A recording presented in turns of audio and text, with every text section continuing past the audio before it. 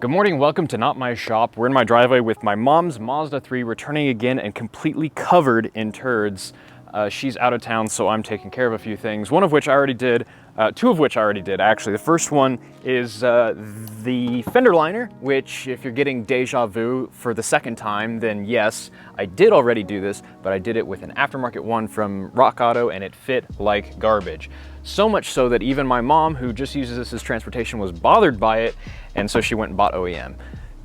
I mean, if you're replacing a fender liner, clearly you care about the details, you might as well get OEM to start with. The other issue I took care of, and she didn't know I was doing this, I went to the detail dudes and called in a favor, and we polished the windows, which have been water spotted since she got this car. She had some body work done on the quarter panel. She bought this at the local Honda dealership. I think it was a trade-in, and there were just water spots when it got out of their paint booth, and their detailer was like, no, we can't fix that. Scott at the detail dudes hooked it up. I think it took us 2 or 3 tries with different compounds before we found one that took them right off. It's not perfect. This glass is pretty trash, but we only spent like an hour on it, so it's a massive difference. You can't see them from inside the car now, which is a great quality of life improvement. Of course, this super cracked front windscreen is going to go eventually. I guess I haven't really introduced this car much. This is a 2014 Mazda 3 base model. It is a car. It drives. It gets 30 miles per gallon. And that's all it needs to do, is get 30 miles a gallon and drive. She replaced the Saturn Sky with this, a base model Saturn Sky, so objective improvement, frankly. But the problem that we're going to solve today is the speakies, because the speakies are broken.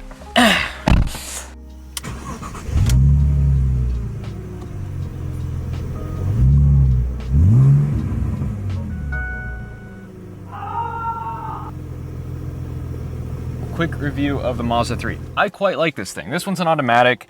I don't love automatics, but for a daily driver, this thing gets its job done. This is from the era of, you know, computer-controlled throttle bodies, and one thing that those do is they cut the throttle during shifts, so they're not as slushy as, say, every automatic before, like, 2005, which is nice, and it rarely gets confused.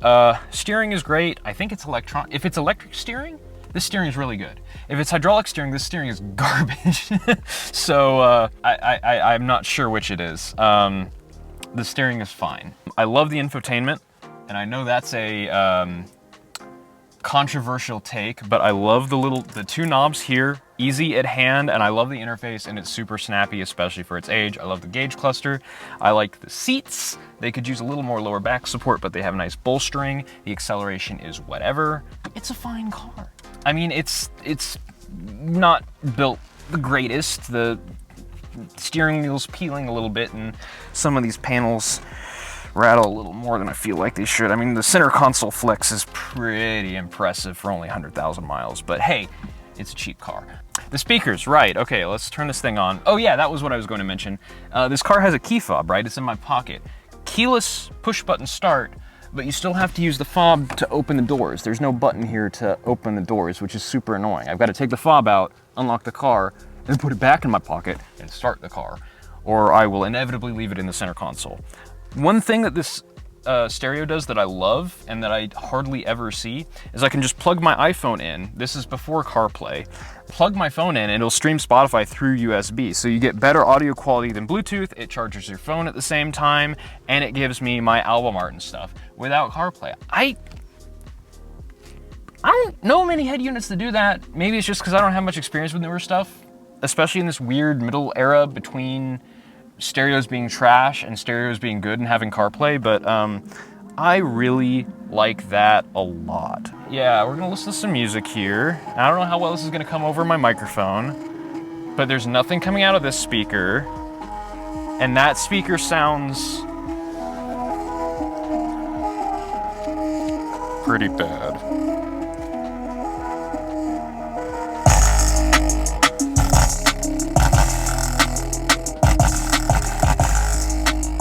Oh, this one's doing something too. I don't know how to turn this off. It doesn't have like a physical key, therefore I am confused because I am old. So we got some new stuff, and the new stuff's over here. And this is the first time I've ever actually like gone full crutch field. Usually I'm dealing with cars that are already trashed, so the factory stuff isn't there anymore. We have Crutchfield, well, Metra wire adapters, so I won't have to cut any wires. These just plug right into the Mazda factory harness. Super cool. This is the system without the Bose. I think the only option that has is the touchscreen, but it's not Bose. Honestly, those stock speakers had decent bass before they blew, but Bose speakers, like my Miata is the same way. They're like 8-inch door drivers. They are freaking massive. But this is a speaker plate to adapt that to something that people actually make drivers for. And then we got these, some MB Quart coaxials. I have no experience with MB Quart, but my audiophile friends love this brand, although they have no experience with the cheaper stuff like this. And these were on sale for like half off, so I got these for 60 bucks. So why not? You get a cutout, or a template, that's the word. Installation guide, take the speaker, put it in the car. If you're one of those people, you can put stickers on your car. And then we have the drivers themselves. Honestly, one of the best looking grills I've ever seen in an aftermarket speaker. Quite nice. And then here we have it. Paper cone, plastic basket, interestingly enough, and then this weird rubber thing. What am I hearing?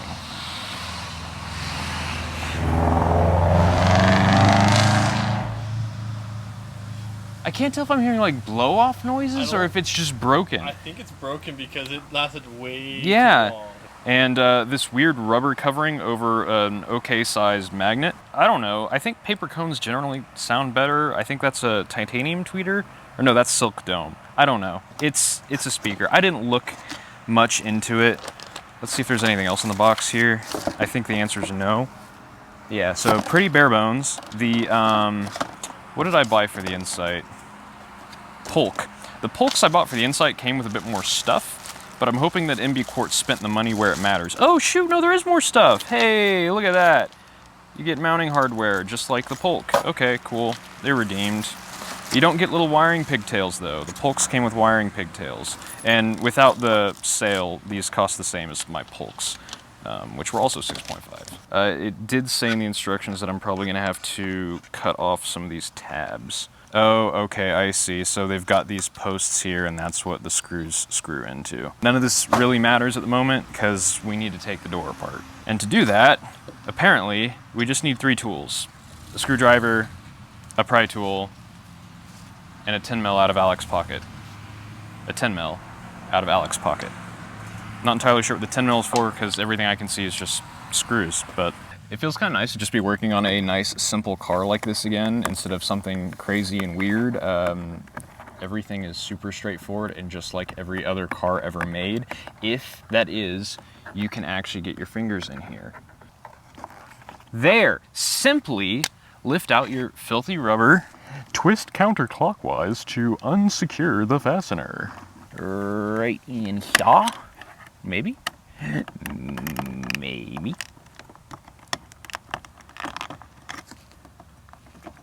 Haha.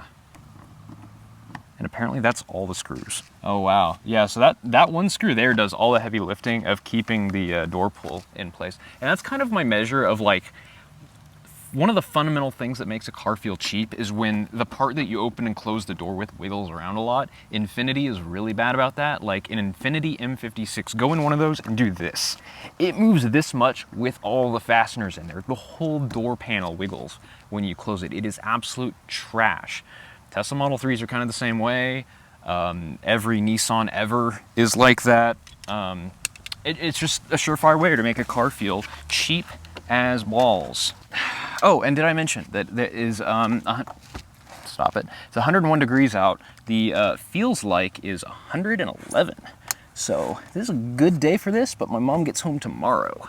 And I didn't think I'd have this done in time, but turns out if it's possible, I would like to get this done.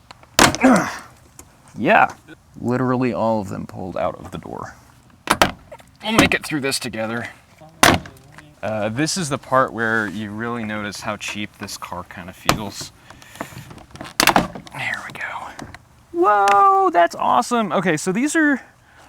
Yes, this is built like my 6 was. Ah, this predates the channel, but I had a Mazda 6. It was a 2003 V6 manual. Neat car. Unfortunately, mine was a complete piece of junk. It was a Texas car, rust-free, but just disintegrating from being in the sun. And the doors were made very similar to this. This vapor barrier, a little flimsier on this, but it's a big old chunk of plastic with a whole bunch of tins around it. And yes, the wiring harness is not inside the door cavity, it goes through this channel here. You can replace this door shell in about 15 minutes. Unbolt this and the whole internals of the door swing out. The window regulator stays behind. No, I don't remember. The regulator is really easy to deal with either way, but you can basically, all the electronics and stuff just swing open with the door, and then you unbolt the door, bolt, bolt, bolt, bolt, and the wiring stays with the car. It's phenomenal design. And then, you know, little nice quality of life things like not having to mess around with the lock cables or anything. I love it. It's such thoughtful design. Yay, the door card is off, and yeah, that's pretty Gone. it's pretty hosed. So let's get it out. There we go. And now I need my 10. Where did I put my 10? Do do do do do.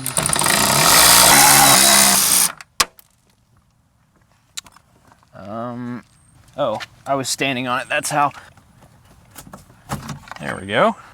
Look at the tiny little magnet on that thing. Wowza. Fortunately, they make it real easy to get these tabs out. Unless you go from the bottom like an Real easy. Yeah, they're just like that. I mean, I could probably just, okay, maybe not. Okay, we got those out. I'm not gonna bother cleaning that up. I actually think let's put this in the car and then put the speaker in it so that, you know, we're not trying to like fight twisting this and putting screws in. So I don't know if this really has an orientation. I think really you just want this hole to face towards the wiring harness because they don't give you a whole lot extra. So it's gonna go in like that. Installed. Hey, you guys want to experience mild disappointment? Here's the wiring adapter. It doesn't fit. It's made for most speakers, which have 2 different size spade terminals, and these MB Quartz do not. Which means we're going to snip that off, strip a little bit, and then crimp on a proper size spade terminal. Maybe don't shoot this super close up because I'm definitely doing this like the way that you're not quite supposed to, but that is a crime against humanity, but it's on there, so that's probably fine. Sure, like that. Even when you spend the money, sometimes you get hosed. Okay, let's, okay, so I'm gonna put white positive, so let's remember that for the other side so that we don't get phasing issues. I'd like to put the speaker in the correct way up, but I cannot because of the way the wiring is. There we are. This is silly. And you know, I'm using my finger so that if the screwdriver slips off, it does not go through the surround. Yay! It's clocked completely wrong, but you won't see it with the door on. Speaking of putting the door on, pretty much every clip broke on the way out. That one's junk, that one's junk. This one's good.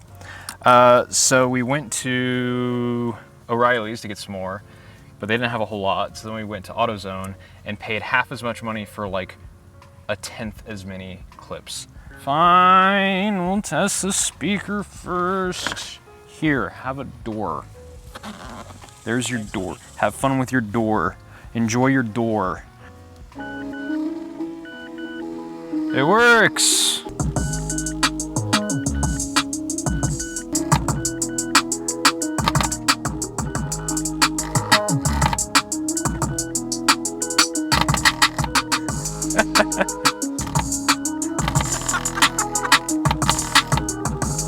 Oh yeah, I guess I should mention we took the other door off because of reasons. I do like how it shows you your fuel economy after like every time you turn the car off to like shame you. So this is what O'Reilly's part system says works for these. This is Dorman part 963-00-01D. They're actually Nissan panel retainers. And they have these nice little rubber gaskets on them. Honestly, I would prefer these to what came on this car. So let's see, how many do we need on door number 1? 3 will do her. We might actually have enough. Told you we had enough. Listen. Yes, everyone come through this. What the hell? Apparently that comes out. The instructions did, okay, so this is the thing about Crutchfield instructions. I don't care about them sponsoring me because I'm gonna speak my truth. Crutchfield instructions, it's a bunch of dudes, right? And they're just doing things the best they can. They don't use factory service manuals to figure this crap out. And so you end up with hilariously wrong instructions. Like the instructions told us to just take the door off instead of lift at the back of this, and this comes out. It's 10 times easier. I broke pieces on my LS400 to trying to get the radio out because their instructions just straight up were incorrect on how you're supposed to pry on a particular piece, and they must have gotten insanely lucky when they did it, because I can see how it would work, but not reliably. And for me, it did not work and broke a $300 trim piece, and I was absolutely livid.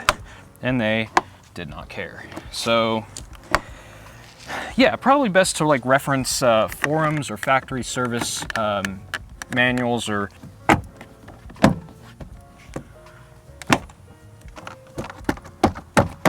hey, wow, that went back together pretty all right. It went in pretty okie dokie. The screw sandwiches the handle mechanism and the door. That's super clever. Thank you, Sony, for also making trash. My freaking camera keeps overheating because, again, feels like 111 out here. And now this just slips in there, and then you, oops. Lock the doors. Lock the doors. That's so much easier. Why do the instructions not just say that? And there we go. The doors together. Normal amount of rattles. I was gonna say no rattles. Normal amount of rattles. You can use this as a frisbee, I guess. Yeah. Touchdown. The other side, just like that song by the band that some people hate.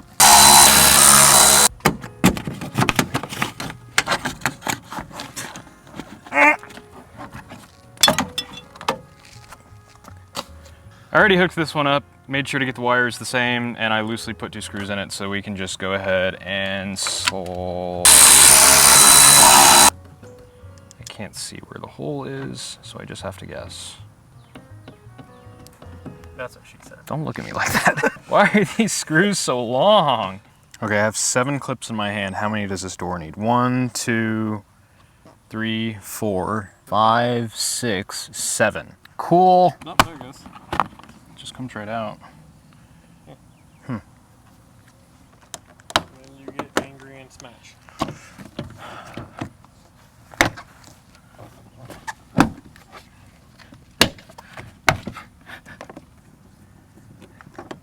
I brought your food. Yeah, my leg went numb just from sitting there for 5 seconds. I would like a refund on this body. You are 0-2 on that, sir. Seriously. Ta-da!